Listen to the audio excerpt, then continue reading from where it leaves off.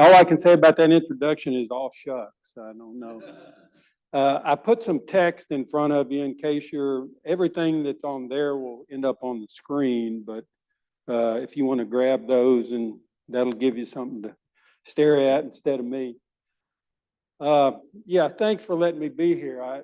I didn't, I know I have good connections here at St. Richard's, but I went out and walked the Memorial Garden this morning, and it just reminded me of how many people have touched my life and been a part of my journey that are grounded in this church. So it's just great to be back here. Yeah, no pun intended. Keep me honest on that, Kurt. So anyway, it's great to be here and be back. It's nice to have that connection. We're going to have some fun today, and I'm going to give you. I'm an attorney, so I wander around a little bit. If I get too far off the screen, Duke, let me know. I guess that's a pun too. I'm an attorney and I wander around a bit. That may be. But most everything's going to be up here on the screen. So what I want to do, though, is encourage, just if you have something to say along the way, you don't need to raise your hand. You can just yell it out as far as I'm concerned. I may not know the answer or may not be able to help you much, but I like to have that discussion and that going back and forth. What I've focused on and told Kurt I wanted to look on something I've been studying for a while. Jim Mulford, who was a longtime member here, and I used to have debates on which was the most significant portion of the Bible. He would always say Romans 12:2, and I would always point to Luke 15:11-32. I think we were both right, because I'm not sure there's a big difference between when the younger brother comes unto himself and when in Romans 12:2 you basically are transformed. Stay away from what's going on in the world, be transformed by the renewing of your mind. I think those are parallel paths, and we'll get into that a little bit, but this is just one of my favorite passages. And what I'll share with you is a little bit of everything. There's a little bit of music associated with this passage. There's some art associated with it. I'm going to show up on the screen. And then obviously there's the spoken word. And I think all of those, we all learn in different ways. And I think all of those allow us to connect to this story some way. And so I'm going to throw them all up here. Me liking this story comes with pretty good background. Charles Dickens said this was the finest short story ever written. And I think he's right.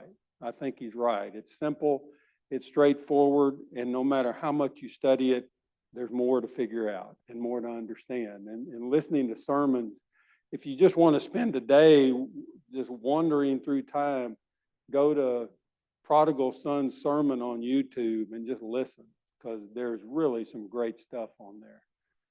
Ralph Waldo Emerson said this is the greatest story in the Bible, and I agree with him on that. And that's one of the reasons we're going to study it. I'm going to throw the lawyer caveat in here, because we lawyers like to put warnings on everything. That's how come your owner's manual on your book is your car is that thick. All I've done is just read and study. I've never been to seminary, haven't done any formal training from that standpoint. I'm just expressing my thoughts and my opinions here based on what I've read and seen. I encourage you to express yours as we go along. You get what you pay for, maybe is a better way to put it. We would say caveat emptor in Latin. So the setup. This is, I think people forget about this, or I say forget, I'm not sure I ever knew to forget it, but the setup on this whole parable comes right here in Luke 15:1-3.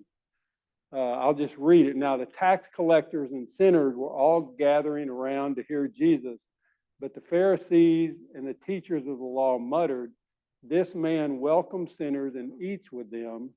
Then Jesus told them this parable.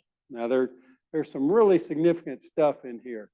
Number one, he's associating with tax collectors and sinners, and those are the lowest of the lows as far as everybody is concerned, from the Pharisees and the teachers of the law. They're aghast that this guy who professes to be one of them or the savior or whatever, that he's hanging around with these people. It's like, dude, what are you doing? What's going on here? They don't understand it. And what this tells us is this parable, and I want to urge you, from my standpoint, some people talk about this as being 3 parables, 4 parables. It's all one because Jesus has one thing in mind or one lesson in mind here, as I see it. But he tells this parable for one reason, and we'll talk about that as we go along. I kind of like this. This is the Message version, same text. By this time, a lot of men and women of questionable reputation, that's a nice way to put it, were hanging around Jesus, listening intently. And I like that, listening intently, whereas what were the Pharisees and the other guys doing? They're just looking for ways to criticize Jesus. They're doing what I'm guilty of. They're figuring out what they're going to say clever next, and they're not paying attention to what's being said here. But I like this. They growled. He takes sinners and eats meals with them, treating them like old friends. Oh my God. How dare he? Can you believe that? And I like the way Eugene Peterson puts it here. Their grumbling triggered this story. So everything about this parable, this story, evolves from this right here. So again, Jesus told them this parable. I clump all these together. I'm going to talk about them separately, but I think it's important to keep in mind that they all somehow coalesce. They're like fingers of the hand that you lace together. But they have common themes, obviously.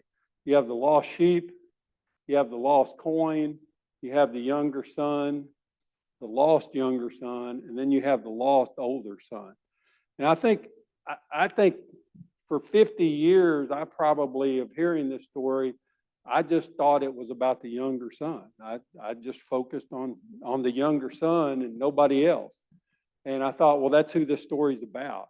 And it is about him, no question about that. But for me, the bigger lesson, and I would venture to say for us, perhaps the bigger lesson is this older son, the lost older son. And it's like, well, wait a minute, why is he lost? How's he lost? He was doing what his father told him. We'll get to that. So the lost sheep, I'm not going to spend a lot of time on these portions of it. You know this parable, so this part of it, shepherd loses one sheep out of 100. He goes out and looks for the one, leaves the other 99 behind, finds him. There's a nice image there of what that would look like when he's bringing him back. And I think the significant portion in there, and again, who does Jesus have in mind when he's saying this? In the same way, there will be more rejoicing in heaven over one sinner who repents than 99 righteous persons who do not need to repent. Now think about that. Who's he talking to there? He's talking to everybody in the room for sure. So we'll come back to that. Then the parable or the story of the woman who lost coin. Now it's not 1 out of 100, it's 1 out of 10, so it's 10%. She loses that one coin and spends time, basically overturns her house looking for it. Probably what you've done with your debit card this morning, right? You've looked everywhere trying to find that debit card. I'll look for my car keys, and for some reason, when I really get desperate, I'll go look in the refrigerator because maybe I put them in the refrigerator. I don't know.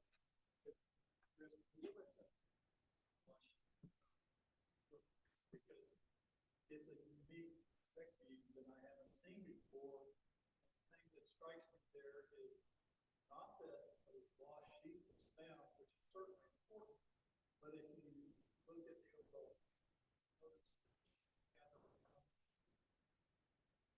almost enjoyed as much as the shepherd about the finding. And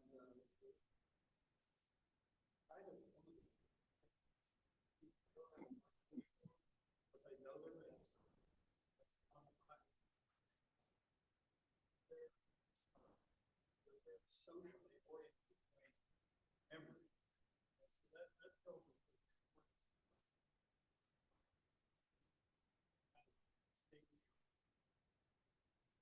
that that's such a central theme of Jesus's message is the joy of finding the lost.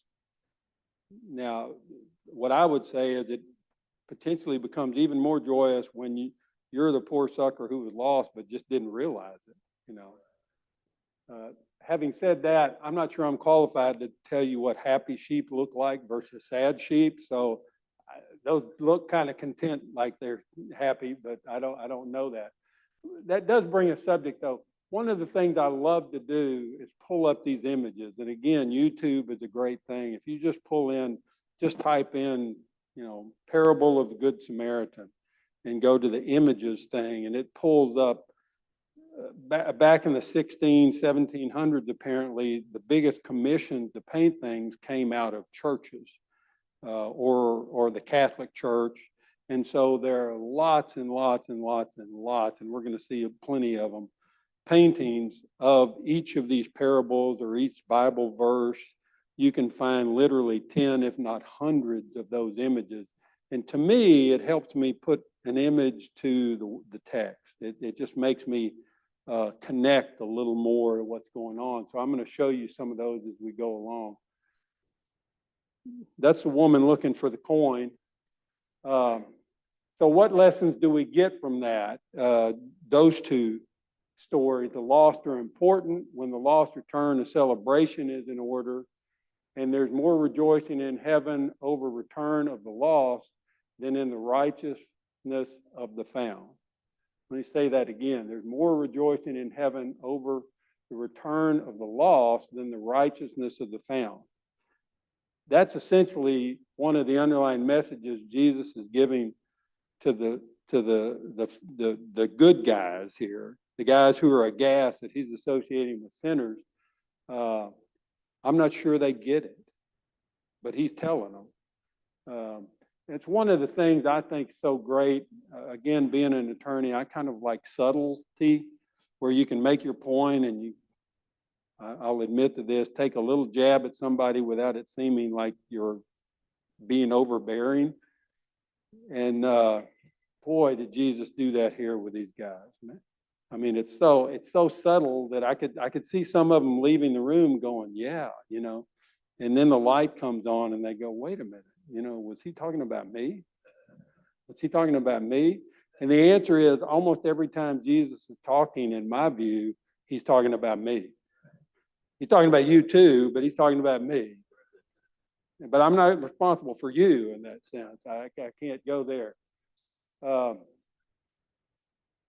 So what do you have here? The things that I think come together in those stories and this one, at least we'll explore this a little more with the two lost sons, but there's an awakening. There's an aha moment. If we're all old enough to remember I could have had a V8 commercial, you know, that's kind of what I think of. There's an awakening. There's an admission. So there's an awakening. Oh, wow. Look, can you believe? And then there's got to be this awakening. The Bible, I've studied a lot on one word, metanoia, which is the turning around, the looking another way, seeing things a little different, or as Jim Mulford would say, you know, be transformed by the renewing of your mind in Romans 12:2. That's the awakening. And then the admission. And then the last one is, okay, I've seen it. I now realize that there was something awry here, but then I got to do something now. I got to actually take a step out there and do something because I haven't done anything yet. I'm going to get a little different position here so I can block y'all's view of the screen. Am I off now? No, Duke wants me back here. Okay. So let me do this for you. This is the song part of it. And I promise, I know when I play this for people, they think, oh my God, this song's going to go on forever. And it does start slow. I'm going to tell you, it starts slow. But then it gets into the recitation part and it moves a little quicker that way. But I want to share it with you, and I think you can hear it if I just play it this way.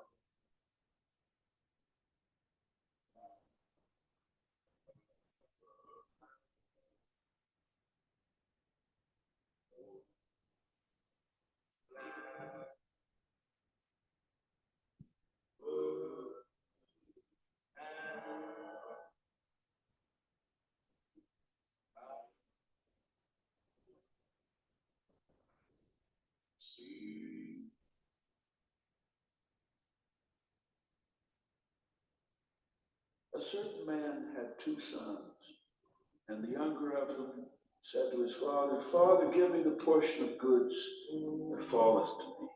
And he divided unto him his inheritance.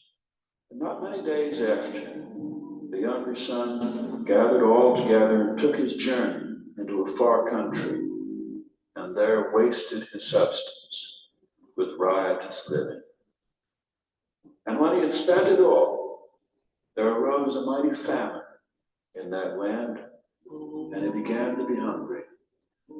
And he went and joined himself to a farmer who sent him into his fields to feed swine. And he would have filled his belly with the husks that the swine ate, and no man gave unto him. When he came to himself, he said, How many hired servants of my father's have bread enough and to spare, and I perish with hunger? I will arise and go to my father, and will say unto him, Father, I have sinned against heaven and before thee, and am no more worthy to be called thy son. Make me as one of thy hired servants. And he arose and came to his father. But when he was yet a great way off, his father saw him, and had compassion, and ran and fell on his neck and kissed him. And the son said unto him, Father, I have sinned against heaven and in thy sight, and am no more worthy to be called thy son. But the father said to his servants, Bring forth the best robe, and put it on him, and put a ring on his hand, and shoes on his feet, and bring hither the fatted calf, and kill it, and let us eat and be merry. For this my son was dead, and is alive again. He was lost, and is found. And they began to be merry. Now I want to stop there before we get into the elder son. So, yeah. So he went out, his inheritance, wandered it away, righteous living. He wasted his substance in riotous living. Riotous living, which is one, that phrase to me is just such a literary gem. He wasted his substance on right. There's so many ways that could have been said in the Bible, right? You know, he went out and blew all his money. He had a good time. But when you read, he wasted his substance on riotous living, you pretty much know what went on. I mean, you know, that tells you, and there are going to be some pictures of that. We know exactly what that means. Because we've seen other people waste their substance on riotous living, right? Yeah, yeah, I've heard people do that. I had a good friend one time that did that. I'm having trouble finding my spot here. Hold on. Am I still on the screen there, dude? Okay, great. So we're back at the tax collectors. We're going to talk about the younger son for now, for a while. This is a story we've all, I think, every sermon I can think of that I've ever heard about this parable talks about this and the love of the Father and the return. So I'm not going to give it short shift, but I'm not going to spend as much time on that because I just think that's a story you're pretty familiar with. Man had two sons. Now think of that. In the sheep, it was 1 in 100. In the coins, it was 1 in 10. Now it's 1 out of 2. And so if I'm one of the Pharisees sitting in that room, it's, the group is smaller and you start to identify, when somebody's talking about a group of people, we all feel comfortable. When they start talking about a couple of people and we're part of the couple, it's a little more problematic. Giveth me the portion of good that falleth to me. You've all heard probably in sermons what that essentially accounts to is that the younger son is telling his father, I wish you were dead. I wish you were dead. Because that's the only time he would get that money normally. And the way this works is the older son would get a 2/3 share and the younger son would get a 1/3 share. I didn't snap on this until late, but it says he divided unto them his living. So without getting too legal, what created here is the father basically liquidates his estate or keeps it in place, and he has what in legal terms we call a life estate. He can stay on the property, he can use everything, but it's not his anymore. He's given 1/3 away to the younger son who squandered it all on riotous living, and he's given the other 2/3 to the older son. And it's his to do what he wants with, as long as the father gets to use it and gets benefit of that during that time. So that's significant when we get to some text a little later. So this is one of the pictures I was telling you about of the distribution. We think of it in our terms, when we read this parable, we think of it in today's terms. If we talk about a dad liquidating the estate or giving 1/3 or his inheritance to a son, what we think about just going to the bank and getting a check, right? Or going to the ATM or whatever. Well, that's not what this was, because all of this guy's estate is in property and in sheep and in cattle and in things like that. So when he's going to give 1/3 of that to his the younger son, he's got to basically sell that stuff off. And that's part of what's going on here. I mean, they show him handing over some money, but that's really handing over money after this liquidation has already occurred. So that gives you a little closer view of what's going on. This is kind of the handoff, and it's really quite surprising that the father would even do this. The father had every right to say, no, you don't get anything. In fact, he has every right to say, get the heck out of here. I don't want to see you anymore. I mean, that's within his rights at the time, but he doesn't do that. He liquidates a portion of the estate, gives that to his son, and his son takes off. And this is significant, not many days after. So he doesn't even wait around long. It's not like he's giving it a try to see how things are going to work here at home. A few days later, he takes off. And he doesn't just take off and go from here to Houston or from here to Dallas. He takes off and goes to a far country.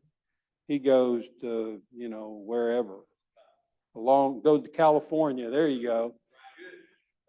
That's where you get that riotous living part coming in. I'm not sure California's far enough. I mean, it sounds like he's clearly wants to create some distance between him and his older brother, who we hadn't really even talked about yet. But there had to be some history going on there. I mean, not that any of us have issues with any of our siblings, but there's probably some issues going on there. But here's that term: he wasted his substance with riotous living. I just love that phrase. And here's the riotous living. These are, again, some photographs, some paintings that show it. And you kind of get the image of what's going on here. Frankly, some of them I couldn't use because I thought they were a little risque, the paintings that are out there. But these are a couple. They show what's going on, what he's doing with his money. He's got lots of food, lots of wine, lots of other people around him for sure. He's having a good time. And everything is really going well, right? Until when he'd spent it all, not until he'd spent it all, he'd gotten spent it all. And then what happens? The mighty famine. He begins to be hungry.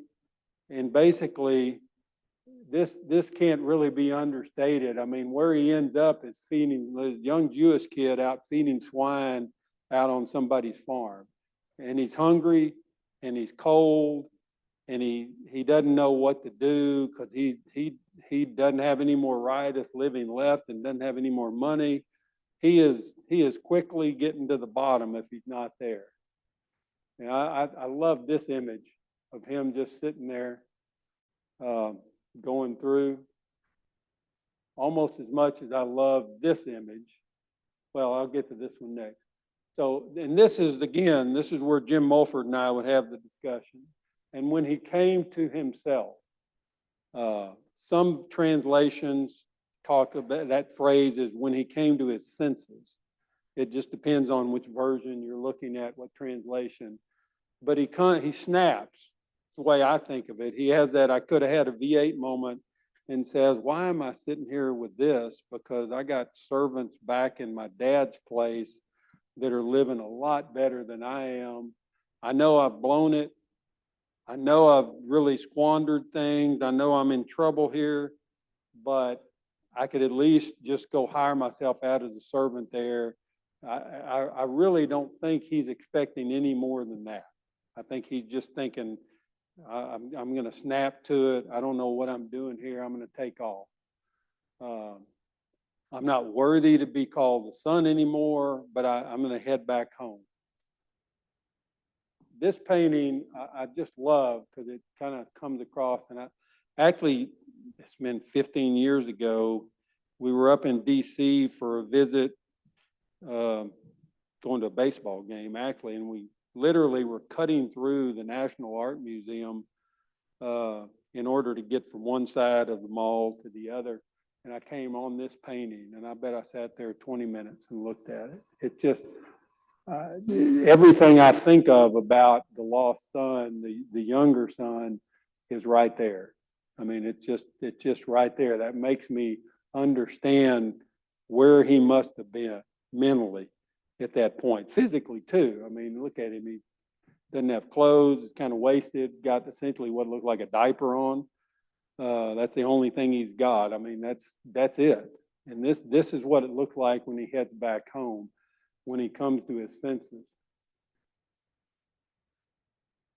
So he gets up. That's the action part. He's got to get up and head back home, right? I mean, they're not going to come to him.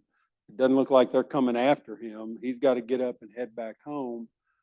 And this is the significant portion. When he was yet a great way off, his father saw him. The way I interpret that is his dad was looking for him the whole time. What I envision is the dad sitting on the porch every morning, maybe going out for coffee. If they drank coffee then, I don't know. He'd been to Starbucks and he's back. But he's there and he goes out every day, maybe multiple times a day, and looks down the road that comes toward the house. And he's looking down the road generically, but what he's looking for, and it creates an empty spot right here, is he's looking for the son. He's looking for him thinking he's going to come back. Today's the day. This is going to happen. I know he's going to come back. So he's looking for him, and lo and behold, one day he looks out there and he sees him. Now, the commentary on this is really good because what we see here, when he was yet a great way off, he saw him and he had compassion. Those are really two important words in there too, because I know what my initial reaction would be, well, it's about time. You know, I knew this was going to happen. I knew you were going to fail out there. I told you so. I told you so. I told you so. I told you so. What a moron. You know, I mean, come on. That's going to be my initial reaction. But the dad has compassion and fell on his neck and kissed him. What's interesting in the commentary here is it talks about under Jewish law, this younger son, having done what he did, was within the law, people would have been right to go out on the road and basically stone him as he was going through. So you can also think of the father running out there and putting his arms around him as almost a protective. It's like, no, you know, I've forgiven him. I'm going to forgive him. Don't throw stones, you know, back to whoever throw the first stone, right? We're back there. But there's an aspect of that might be going on here. He runs out there. And then the other thing that I thought was just interesting commentary is running was not something a head of the family would do normally. Number one, it's kind of hard to run in a row, but you kind of catch yourself. But it just was unbecoming of an elder dad to run anywhere. That's something kids did. So the father is, think of all that's going on here. Number one, he's still looking out. Number two, he runs out to meet him. He runs and he goes to meet him to protect him. And then what does he do? Yeah. Strikes me there is, you know, all the things that could have happened to him. He's thinking that at the time, looking at that picture, that, oh my gosh, you know, this is what I have to do.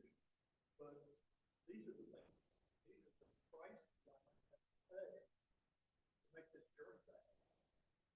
One of the dad, out on all these negative issues. And at the same time, he's got to come, as the scripture says, came to his right mind. So there's repentance, the action was dead by the image. Get a grip. He's got to confront himself and his past action before he can move forward. And that's where the help is. Most of us have been there more than once.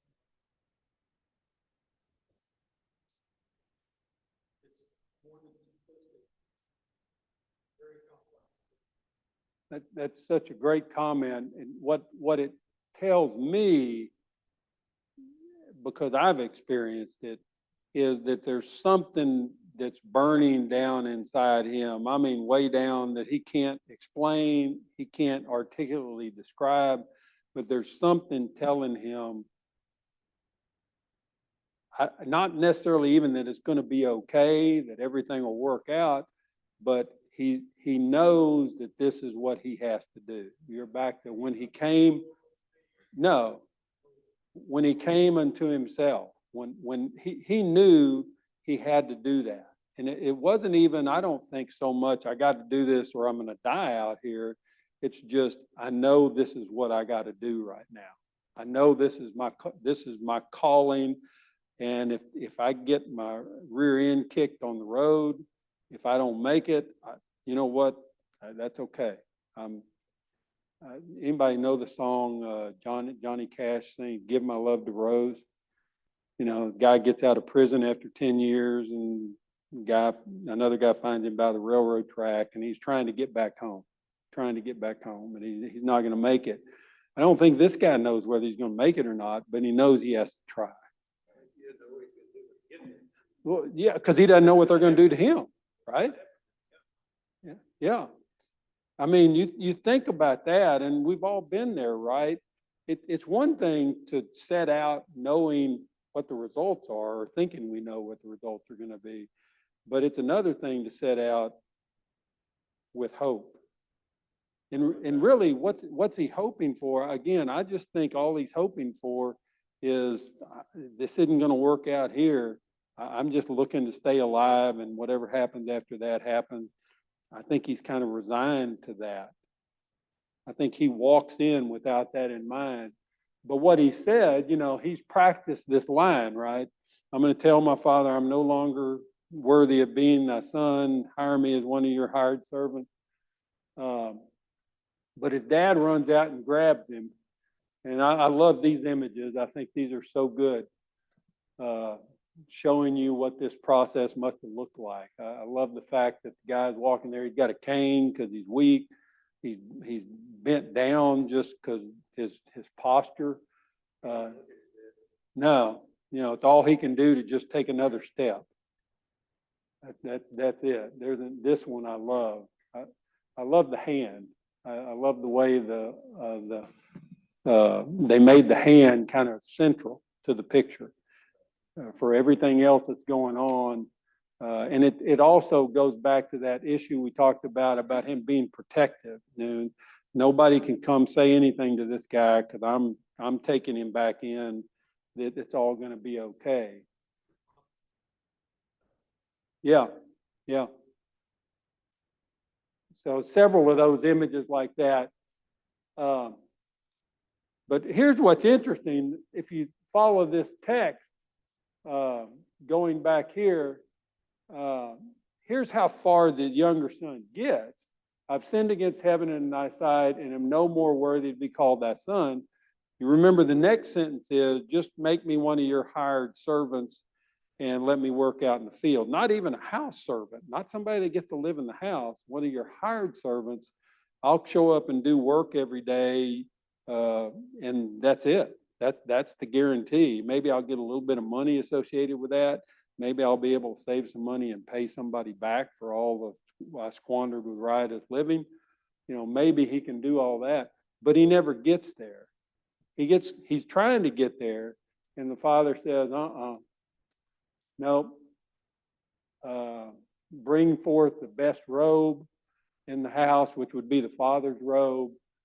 Put it on him, put a ring on his finger, that'd be the father's ring. Put shoes on his feet. You'll see these images. He doesn't have shoes. Get this fatted calf. Fatted calf was a big deal then. I won't go into a lot of detail on that. For this my son was dead and is alive again. He was lost and is found, and they began to be merry. Right? They're putting the robe on him. They're doing the celebration. If you can see details in here, they have a robe, they have sandals. I'm sure the ring is in there somewhere. Same deal going on here, another painting. You can't really see it. I can't remember if I circled it here or not. Here's a bigger view of that. See if I can. Right here. Who's that? The older son. I mean, I know we're told he's out, not coming in, but obviously the painters wanted to include him in here. So he's not part of the celebration, but he's watching what's going on. And can anybody get a sense of what's going on in his gut? I mean, he's upset. And we're going to hear about that in a minute, but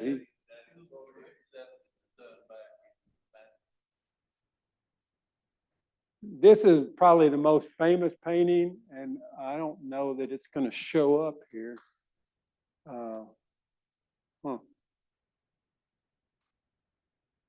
In a better version,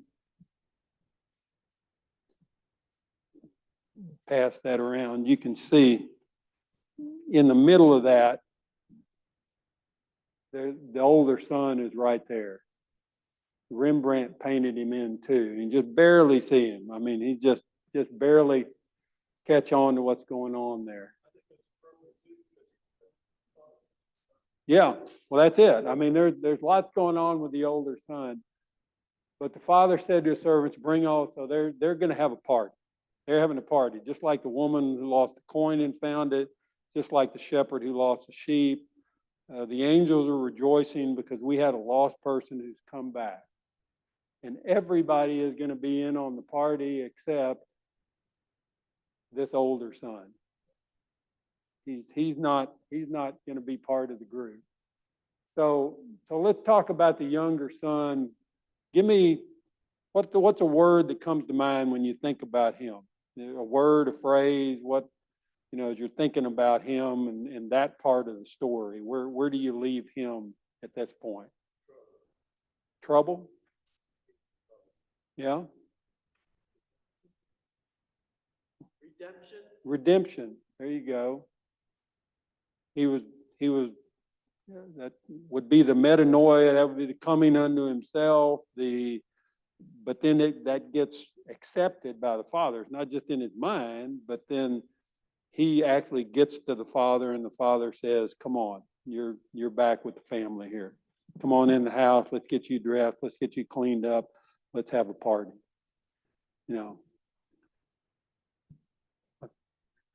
Repentance. Yeah. Sid Gervais loved that word. I always told him it was way too heavy for me. It just sounds, the dialogue would go, Sid, it sounds like I've done something wrong. And he would look at me and say, duh.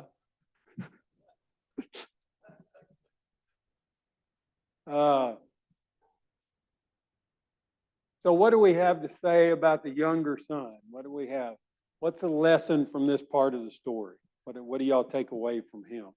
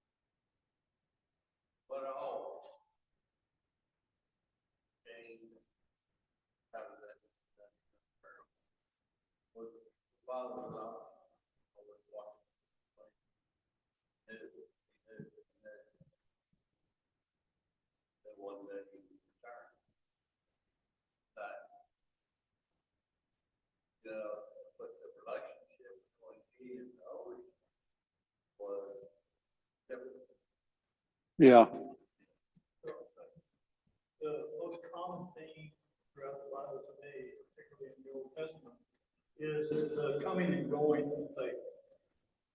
And this is just, to me, a little bit representative on a very personal level of the Jews coming out of Egypt and being saved, and the Father being right there with them, and then recognizing him for a time, and then completely abandoning him. So much so that many of them died as a result. None of them got to the promised land because of it. But at the end of the time, God still loved all his children. He still delivered on his side of the covenant and got the Hebrew nation into the promised land and continued to love on them as a father is apt to do. And so I see the Jewish people as the lost son, and I see the Father as our Father. And so I think it's a personalization, a personification of the story of being lost in the wilderness. Yeah, and then there's lots of those lost stories, right? There's clearly something there.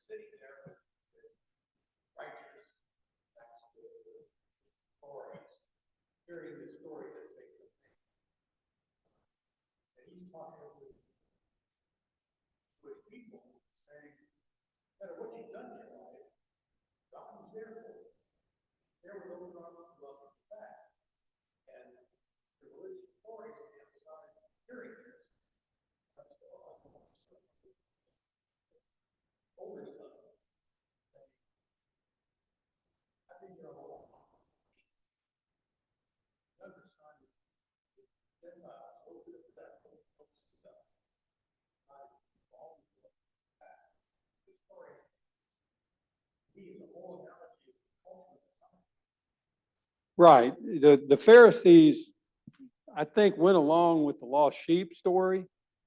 Jesus kind of suckered them into that. They go along with the lost coin story.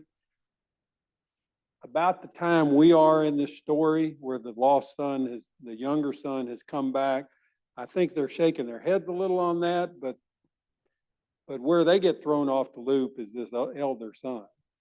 Because, and it threw me for the longest time. It's like, boy, did he get a bum deal? I mean, he's been working his butt off there, and what a bum deal. As we know, his younger brother really repents and he kept to say that. Yeah. Trying to get back into the groove. Yeah. Yeah. Another trick to do this again. I love this from Kierkegaard, his commentary on this parable. Never cease, I'll read it because it may be a little hard to read. Never cease loving a person and never give up hope for him, for even the prodigal son who had fallen most low could still be saved. The bittersweet enemy and also he who was your friend could again be your friend. Love that has grown cold can rekindle or can kindle. That's kind of the summary of that portion. But we're back here now. We move in. Okay, what about the older son? And I think that's probably a good stopping point. We'll cover him as what would my wife call it, in his pity party that he has from the edge of the area out there. And I found this cartoon I thought was kind of good. Confused by the sudden return, the prodigal son's brother assumed a defensive hoarding position. I'll leave a few pointers in there. Keep in mind, just to be thinking about, the father's already divided the inheritance. This brother has 2/3. And if you ask me if there's anybody to be upset, it ought to be the younger brother. It's like, why does he get 2/3 just because he came out first, right? And I get 1/3, but it's not as if the elder brother is in a bad position, at least from a physical standpoint. Where he's in a bad position is up here in his head and in his heart, because he thinks he's done everything right, and he thinks he's played by the rules. And how in the world can you kill the fatted calf for this guy who wasted your substance on riotous living? So we'll pick up there next week and go through that. Any questions? Yeah. Just thinking back again on the younger son, I just see that's the story of the guy. Oh, it is. Absolutely. That's what we've all done since the garden. We've all been thinking, we knew more, we were better, we didn't need God, so we're going to go off and do our own thing.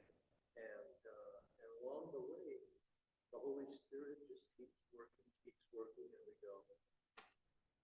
We finally have that aha moment, that awakening moment. We realize we've got to come back. We've got to come to it. And isn't it's the hard lesson. Is, I think there's a quote in here I'll show you next week, but the hard lesson is not to not be the lost younger son. The harder lesson is to not turn into the elder son. Sure. If you've gone to church all your life, you don't think you need it. Yeah. You think you're okay. Man, I sing in the choir. I've been on the vestry. I'm cool. I'm fine. Yeah. But your heart isn't there. Duke, how many times have you and the Kairos prison ministry heard when you tell people what you do, well, those guys are in prison, they just deserve to be there. They got what they deserve. And the implicit in that is, and I got what I deserve. I'm not there. I'm on the outside. That's what's going on here in the Pharisees. It's funny what I envision sitting in this. I envision this being a relatively small room that they're in, and I think the light bulb's starting to come on when we get to the elder son, and they go, and that I think that's why Jesus ended up on the cross, because he was telling that story that nobody wanted to hear. It's easy to be smug in our righteousness, speaking theoretically. Anybody else before we close up?